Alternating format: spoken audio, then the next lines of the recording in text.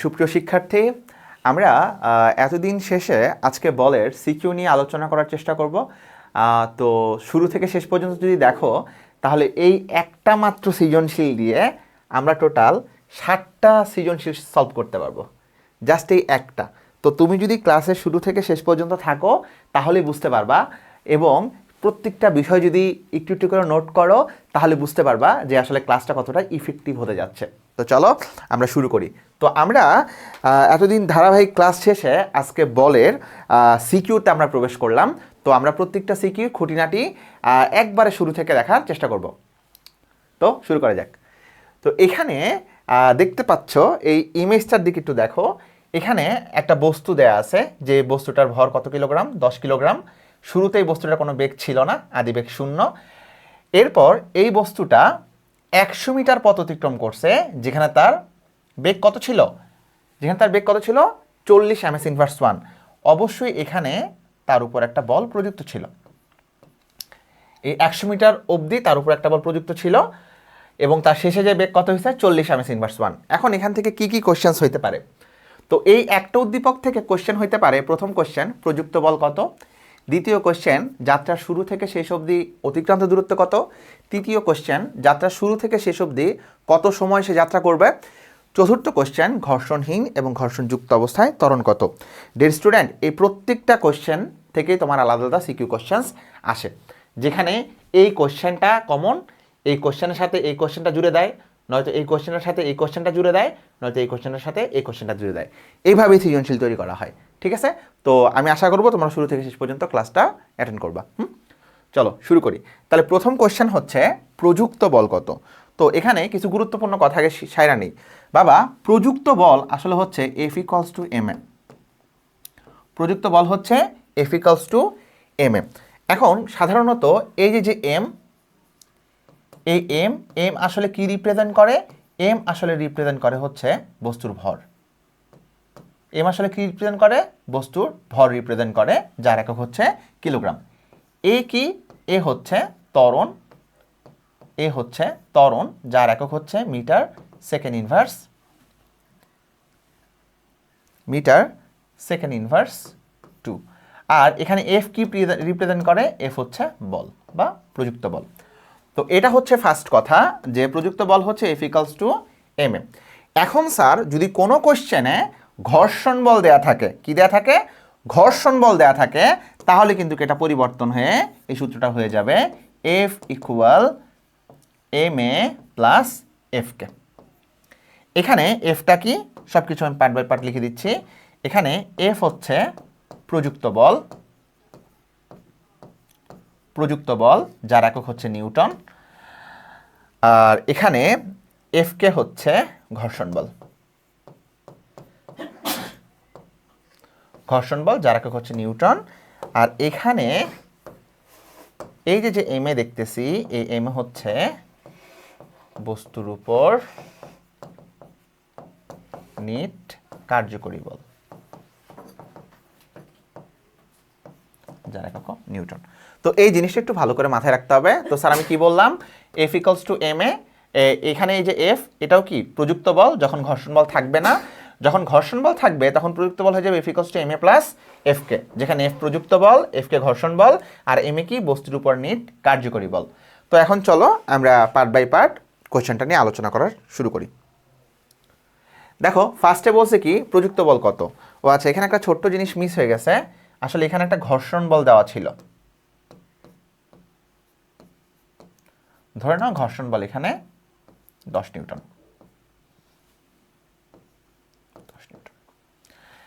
আচ্ছা, তাহলে একটু ভালো মতো বোঝার চেষ্টা করো। স্যার আমরা কিছুক্ষণ আগে কি বলছি বাবা?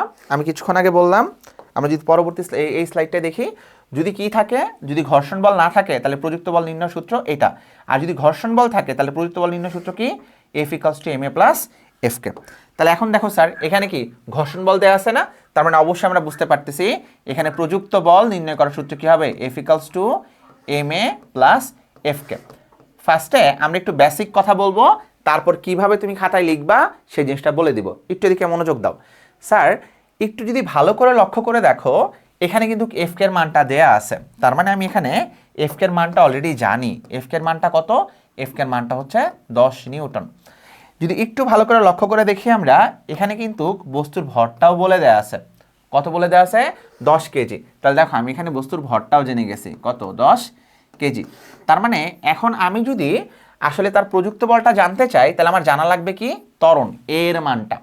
এখন এর মানটা বের করতে হলে আমাকে আসলে গতির সাহায্য নিতে হবে, গতির সমীকরণ ব্যবহার করতে হবে। এখন আমি তোমাদের একটা টেকনিক বলে দিই, আসলে টেকনিক না, এগুলো আসলে করতে করতে আত্মস্থ হয়ে যাবে, একটা বুদ্ধি বলে দিই। এখানে এ বের করার জন্য তুমি কোন সূত্রটা ব্যবহার করবা? তো ধরো তুমি কিছুই বুঝো না, তুমি একদম নুব টাইপের একটা বাচ্চা, তাহলে তুমি কি করবা? আস্তে করে সব সূত্রগুলো লিখে ফেলো। একটা সূত্র আছে v equals to you plus a t, একটা সূত্র আছে হচ্ছে S equals to u t plus half of a t square, একটা সূত্র আছে এস ইকুয়ালস টু ভিটি, একটা সূত্র আছে V square equals to you square plus 2as, আর একটা সূত্র আছে হচ্ছে S equals to you plus V by 2 into T. এই সবগুলো কিসের সূত্র? গতির, গতির সমীকরণ, এগুলো সমীকরণ। এখন প্রশ্ন হয়েছে আমরা এটাতে কেন আসতেছি? কারণ বাবা, আমরা যদি প্রযুক্ত বল বের করতে চাই, এই প্রযুক্ত বল বের করার সূত্র কি? F equals to M A plus F কে। এখন আমাদের এখানে এফ কে দেওয়া আছে, আমাদের এখানে বস্তুর ভর দেওয়া আছে, কিন্তু আমাদের এখানে কি দেয়া নাই? ত্বরণ দেয়া নাই, তাই না? এখন এই উদ্দীপকের যে ঘটনা দেয়া আছে, এই ঘটনা থেকে ত্বরণ নির্ণয়ের কোন সূত্রটা হবে, এটা আমরা বুঝবো কিভাবে? তো এটা বোঝার জন্য আমরা কি করছি? এই গতির যে সমীকরণগুলো এগুলো লিখছি। এখন আমরা যে কাজটা করব সেটা হচ্ছে আমরা দেখব যে উদ্দীপকে কি কি দেয়া আছে। তুমি দেখো এখানে উদ্দীপকে কার মান দেয়া আছে? ইউ এর মান দেয়া আছে, তার মানে আমি ইউ এর মান পাইছি। আবার দেখো এখানে কার মান দেয়া আছে? ভি এর মান দেয়া আছে, তার মানে আমি এখানে ভি এর মান পাইছি। আবার দেখো এই যে মিটার দিয়ে একটা কি দেয়া আছে? দূরত্ব দেয়া আছে। কি দেয়া আছে? দূরত্ব দেয়া আছে। এই যে দূরত্ব দেয়া আছে। আমার টার্গেট কি বের করা বাবা? আমার টার্গেট হচ্ছে এ বের করা। কি বের করা? এ বের করা। তাহলে এখন আমি যদি এ বের করতে চাই, তাহলে আমি কি বলছি? গতির সমীকরণের সাহায্য লাগবে। এখন এই 5টা সমীকরণের মধ্যে কোন সমীকরণটা ব্যবহার করে আমি এ এর মানটা বের করব, এটা আমার বুঝতে হবে। তো এইটা বোঝার জন্য আমি তোমাকে একটা টেকনিক বলতে পারি। দেখো বাবা, এইখানে যে জিনিসগুলো দেয়া আছে, এখানে কি কোথাও টি এর ভ্যালু দেয়া আছে? নাই, অবশ্যই এখানে কোথাও টি এর ভ্যালু দেয়া নাই। তো তুমি কি করবা? যেহেতু তুমি প্রথম প্রথম শিখতেছো, তুমি এই সবগুলো সূত্র থেকে টি টি যেই সমীকরণগুলোতে টি আছে সেগুলো তুমি বাদ দিয়ে দাও। তুমি দেখো একটু ভালো করে লক্ষ্য করো, দেখো এইখানে টি আছে, তার মানে এখানে ত্বরণ বের করতে আমার এটা সাহায্য করতে পারবে না। আবার দেখো এখানেও টি আছে, ত্বরণ বের করতে আমি এটা ব্যবহার করতে পারবো না। আবার দেখো এখানেও টি আছে, আমি এটা ব্যবহার করতে পারবো না। আবার দেখো এখানেও টি আছে, আমি এটা ব্যবহার করতে পারবো না। তাহলে অলরেডি তোমরা বুঝতে পারতেছো আমি প্রযুক্ত বল বের করার জন্য এই যে ত্বরণটা ব্যবহার করব, এই ত্বরণের জন্য আমার আসলে কোন ইকুয়েশনটা ব্যবহার করতে হবে? এই ইকুয়েশনটা ব্যবহার করতে হবে, v square equals to you square plus 2as। তাহলে চলো বাবা আমরা এখন ত্বরণটা বের করি।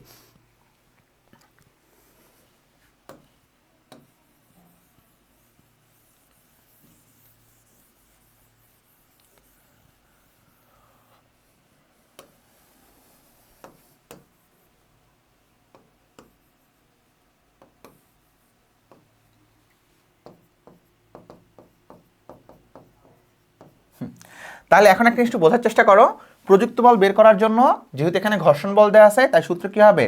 F equal M A plus কি এফ কে। এখানে এফ কে দেওয়া আছে, এখানে বস্তুর ভর দেওয়া আছে, কিন্তু এ দেয়া নাই। তাহলে আমরা কিছুক্ষণ আগে দেখে ফেলছি যে এ বের করার জন্য কোন ইকুয়েশনটা ব্যবহার করতে হবে। তাহলে চলো এখন আমরা অঙ্কটা শুরু থেকে শেষ অবধি করার চেষ্টা করি। তাহলে দেখো এখানে কি কি দেওয়া আছে?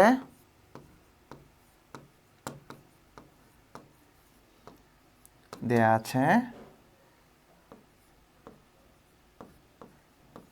আদিবেগ ইউ সমান সমান 0, শেষ বেগ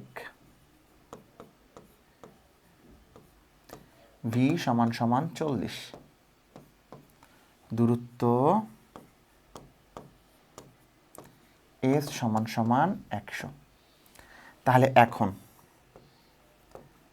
আমরা কি করতে পারি? V square equals to you square plus 2as। তাহলে আমার লাগবে কি? আমার লাগবে হচ্ছে এ বের করা। কি বের করা? এ বের করা, ঠিক আছে? তাহলে এখন আমি একটা জিনিস তো জানি, এটা বাবা পুরোটাই ম্যাথ। আমি আসলে যার মানটা বের করব তাকে কি রাখতে হবে, সিঙ্গেল রাখতে হবে, তাকে কি রাখতে হবে, সিঙ্গেল রাখতে হবে। বা সহজ করে বলে দেই, দেখো এখানে ভি এর মান কত আছে 40, তাহলে আমি কোনো কিছু চিন্তা না করে এখানে 40 বসায় দিলাম, উপরে একটা স্কয়ার হবে। এখানে ইউ এর মান কত আছে 0, এই যে আমি 0 বসায় দিছি, একটা স্কয়ার হবে। 2 ইন্টু এ, এস এর মান কত আছে এখানে, এস এর মান আছে হচ্ছে এখানে 100। তাহলে আমি এখানে বের করতে চাই, বুঝতে পারতেছো এখানে যদি আমি এই 40কে স্কয়ার করি তাহলে আসলে মূলত বিষয়টা হচ্ছে কত, 1600 আসতেছে। এটা কত আসতেছে 200 এ, তাহলে এখন এ সমান সমান কত আসতেছে 1600 208 আসতেছে। তাহলে দেখো স্যার আমরা এখানে ত্বরণ বের করে ফেলছি। তাহলে আমাদের ত্বরণ বের করা শেষ। তাহলে ত্বরণ বের করা যদি শেষ হয়ে যায় তাহলে এখন আমরা প্রযুক্ত বল বের করতে পারবো। প্রযুক্ত বলের সূত্রটা কি ছিল, প্রযুক্ত বলের সূত্রটা ছিল হচ্ছে, প্রযুক্ত বলের সূত্রটা ছিল আবার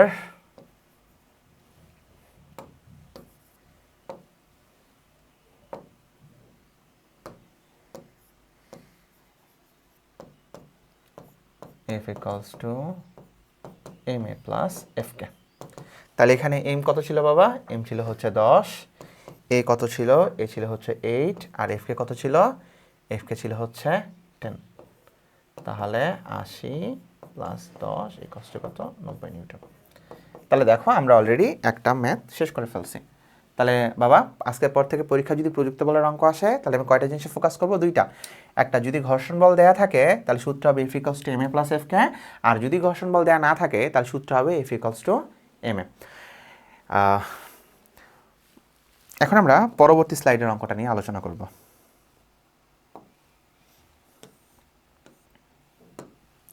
দেখো পরবর্তী স্লাইডে অঙ্কটা কি দেয়া আছে, তো আমি আগে বলি এখান থেকে একটা জিনিস মিস হয়ে গেছে। এখানে আসলে ঘর্ষণ বল দেওয়ার কথা ছিল। ঘর্ষণ বল কত ছিল বাবা, ঘর্ষণ বল ছিল 10 নিউটন। আচ্ছা এই অঙ্কটা আমরা কিভাবে সলভ করব, তো আমি আগেই বলছি বাবা আমরা অঙ্কর দিকে ধ্যান দেওয়ার থেকে আমরা বেশি ধ্যান দেব কিসে, বেসিকে। কারণ বেসিক বুঝে গেলে অঙ্ক সব অটোমেটিকলি তুমি নিজে নিজেই করতে পারবা। কথা বুঝতে পারছি কি না, বেসিক বুঝে গেলে অঙ্ক নিজে নিজেই করতে পারবা। চলো শুরু করি। এই অঙ্কটা কি বলছে বাবা, যাত্রা শুরু থেকে শেষ অবধি অতিক্রান্ত দূরত্ব কত, মানে সে তো এখানে অলরেডি একটা দূরত্ব অতিক্রম করছে, সে কি আর দূরত্ব অতিক্রম করবে কি করবে না, এই কোয়েশ্চেনটা বলছে।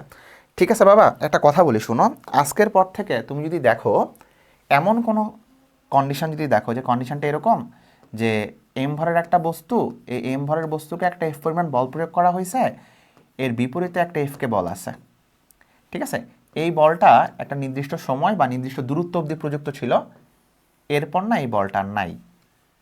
মানে কথাটা কি বুঝতে পারছো, যে এম ভরের একটা বস্তুতে একটা বল প্রযুক্ত ছিল, এর বিপরীতে একটা ঘর্ষণ বল ছিল, এবং এই বলটা একটা নির্দিষ্ট দূরত্ব পর্যন্ত প্রযুক্ত ছিল, এরপর আর প্রযুক্ত ছিল না। এরকম কন্ডিশন যদি দেখো যে প্রশ্নে প্রযুক্ত বলও আছে, কি বলও আছে, ঘর্ষণ বল আছে, তাহলে বাবা তার দূরত্ব হবে দুইটা। তার দূরত্ব কয়টা হবে, দুইটা। কয়টা দূরত্ব হবে, দুইটা। একটা দূরত্ব হচ্ছে এফ ও এফকে থাকাকালীন দূরত্ব,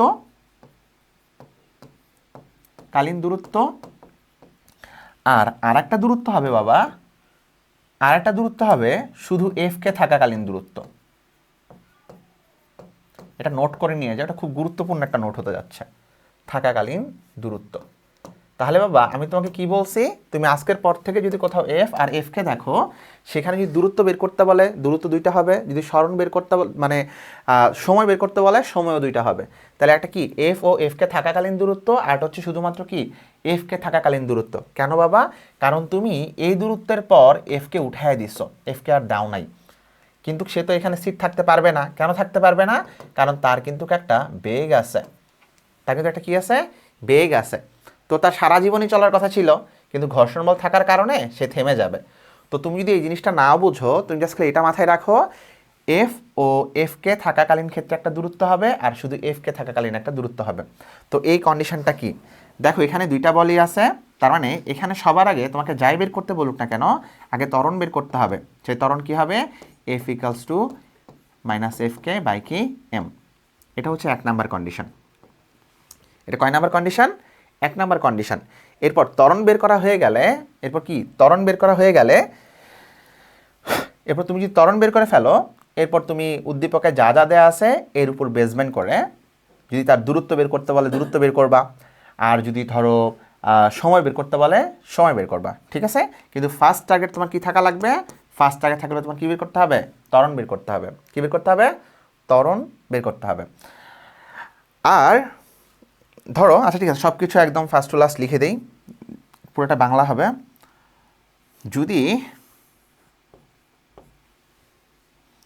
যদি ইউ টি এ তো বেরই করছো থাকলে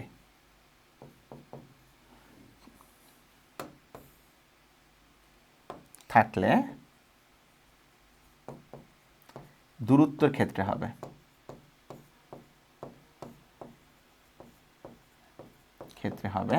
যদি ইউটি এ থাকে তাহলে সেক্ষেত্রে দূরত্বের ক্ষেত্রে হবে s equals to u t plus half of a t square, এই সূত্র হবে। ঠিক আছে বাবা, এটা হচ্ছে একটা কন্ডিশন। দ্বিতীয় কন্ডিশন হচ্ছে, আমি বলছি এই সূত্রটা কিসের উপর বেসমেন্ট করবে? যে তোমার উদ্দীপকে কী কী দেওয়া আছে সেটার উপর ভিত্তি করে। যদি আমরা সবগুলো পার্ট বাই পার্ট আলোচনা করব, জাস্ট এখন একটু উঠায় নিয়ে যাও। যদি ইউ ভি এ থাকলে দূরত্বের ক্ষেত্রে, কার ক্ষেত্রে? দূরত্বের ক্ষেত্রে, তখন হবে v square equals to you square plus 2as।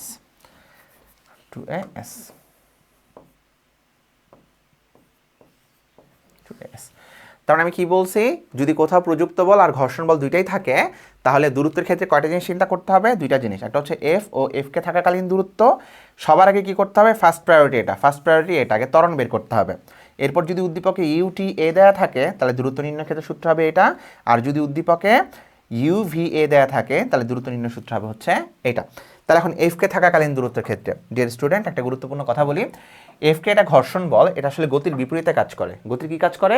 বিপরীতে, মানে হচ্ছে বেগ কমায় দেওয়ার কাজ করে। তার মানে খুব খুব খুব খুব গুরুত্বপূর্ণ কথা, এই এফকে এর কারণে যে ত্বরণটা হবে, হ্যাঁ, এফকে এর কারণে ঘর্ষণজনিত ত্বরণ হবে। যেহেতু এটা ঘর্ষণ বল, তার মানে এখানে এই এফকে এর কারণে যে ত্বরণটা হবে,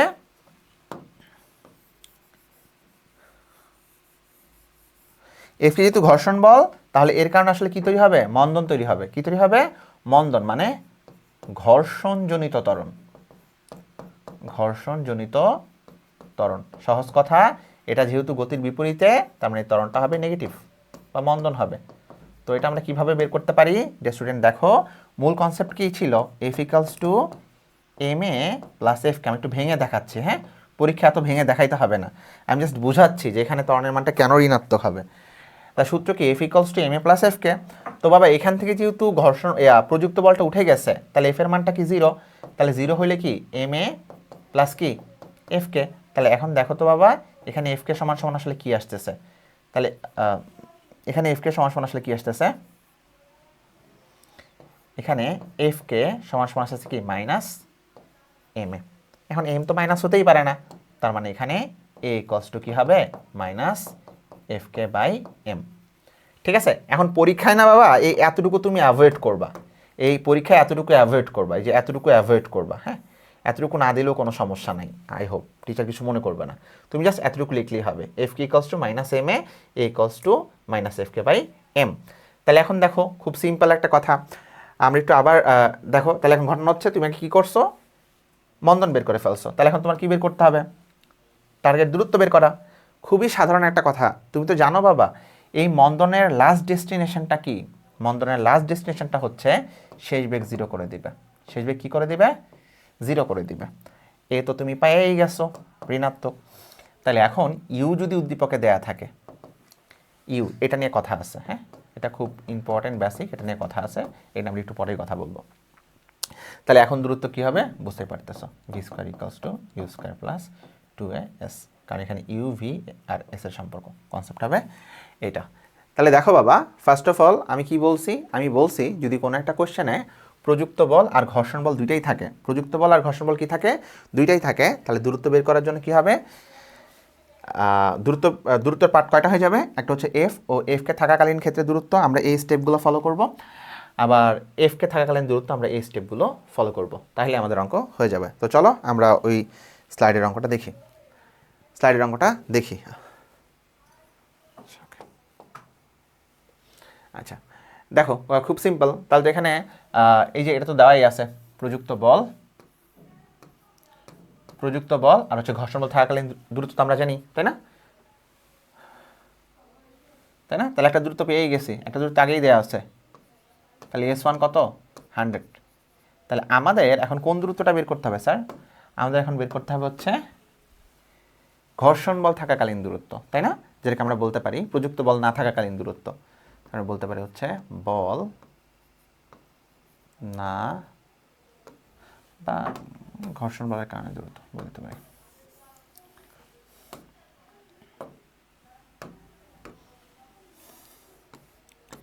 এফকে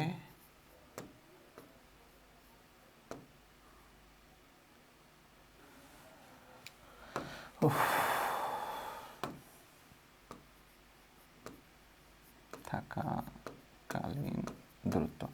তো বাবা আমি ওইখানে আলোচনা করছি যে এফকে হচ্ছে একটা ঘর্ষণ বল, তাহলে এর জন্য যে ত্বরণটা হবে সেটা কি ত্বরণ হবে? ঘর্ষণজনিত ত্বরণ হবে। এফকে ইকুয়ালস টু কি? Minus M A. তাহলে এখানে এ ইকুয়ালস টু কি আসবে? Minus FK by M. তাহলে এখানে এফকে বাবা কত ছিল? এখানে এফকে ছিল হচ্ছে 10 আর এম ছিল কত? 10। তার মানে এখানে মন্দন কত আসতেছে? মন্দন আসতেছে এইটা, তাই না বাবা? এখন দেখো তো বাবা, ঘর্ষণ বল কিন্তু এই জায়গা থেকে, মানে প্রযুক্ত বল কিন্তু এই জায়গাটা থেকে উঠে গেছে, এখান থেকে 0 ছিল। তার মানে সে কিন্তু টোটাল আবার যাত্রা করছে এখান থেকে যাত্রা করছে না? তাহলে যাত্রা যেহেতু এখান থেকে করছে, তাহলে এখন বর্তমানে এই ভিটা কি হয়ে গেছে? ইউ হয়ে গেছে। কারণ আমরা জানি যাত্রার উপর ভিত্তি করে আদিবেগ এবং শেষ বেগ অধিকাংশ ক্ষেত্রে চিন্তা করা হয়। তাহলে এখন দেখো কি কি দেয়া আছে? এখন দেয়া আছে হচ্ছে তোমার আদিবেগ কত দেয়া আছে? 40। শুরুতেই বলছিলাম মন্দন কি করে দেয়? বস্তুকে থামায় দেয়। তাহলে শেষ বেগ কত? এখানে 0। এখানে মন্দন কত হবে? মাইনাস এটা। তাহলে এস ইকুয়ালস টু হবে হচ্ছে 40। তাহলে বুঝতেই পারতেছো এখন সূত্রটা কি হবে? V square equals to you square plus 2a s. তাহলে এখানে ভি তো 0, ভি 0, ইউ হচ্ছে 40 স্কোয়ার প্লাস 2 এ কত? এ হচ্ছে কত? 1। এটা কিন্তু মাইনাসের 1, এটা খেয়াল করো। আমরা এস বের করবো। তাহলে এটা তো 0, এটা হচ্ছে কত? 1600, এটা হচ্ছে মাইনাস 2s। তাহলে ওটা যদি ওই পাশে চলে যায় তাহলে মাইনাস 1600 মাইনাস 2s। তাহলে অতএব এস ইকুয়ালস টু কত আসতেছে? এটাকে আমরা S2 বিবেচনা করি। হ্যাঁ, এটা যেহেতু S1 হয়েছে, এটা কি হবে? S2 হবে। S2, তাহলে S2 এখানে কত আসছে? 800 মিটার। তাহলে দেখো আগে সে কত দূরত্ব গেছে? 100 মিটার। এখন সে কত গেল? 800 মিটার। তাহলে তার এখানে টোটাল অতিক্রান্ত দূরত্বটা আসছে কত? S equals to S1 plus কি? S2। S1 কত এখানে? 100, S2 কত এখানে? 800। ক্যালকুলেশন করলে কত আসছে? 1000 মিটার আসতেছে। তো ডিয়ার স্টুডেন্ট, এই অঙ্কটা আমাদের শেষ। এখন আমরা পরবর্তী স্লাইডের অঙ্কটা দেখি। পরবর্তী বলছে যে শুরু থেকে শেষ অবধি কত সময় পর্যন্ত যাত্রা করবে এটা নিজেরাই বের করবা। কিভাবে বের করবা বলো তো? এই যে এই বেসিকটা দিয়ে বের করবা। ঠিক আছে, এই বেসিকটা দিয়ে চেষ্টা করবা। যদি না পারো তাহলে পরবর্তী ক্লাসে এটা নিয়ে আমরা আলোচনা করব। এখন আসো আমরা শেষের অঙ্কটা দেখো কি বলছে।